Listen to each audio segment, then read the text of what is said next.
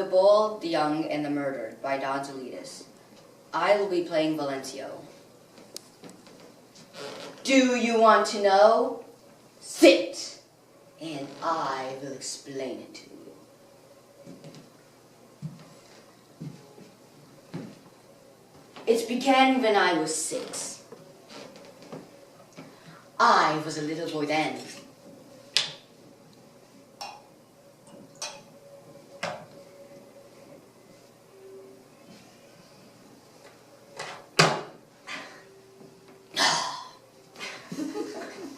My family was poor. My father dressed us up like monkeys and made us dance in the streets. But on my 6th birthday, he promised me something. He would take me to a place called the Magic Kingdom in Orlando, Florida. It sounded magical, mostly because it had the word magic in its name. So, we saved all our coins, and I danced a little bit harder than ever before, and I made my squeaky noises more realistic than ever. And we saved, and we saved. And soon, we had enough money to begin our journey. On our travels, my father made amusing sketches of tourists driving race cars, and after only 5 months, we reached the magic land, Florida. Oh, how glorious it looked to me then! The spires of the Blue Castle, the robot figures of the Hall of Presidents, the giant chipmunk in the dress. I was in heaven, and that's when I saw him.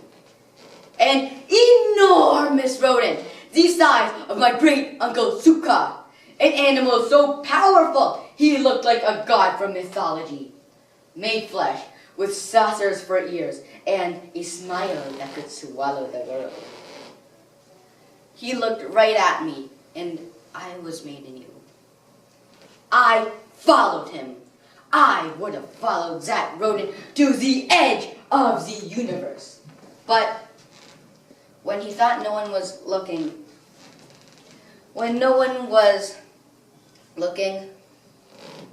he removed his own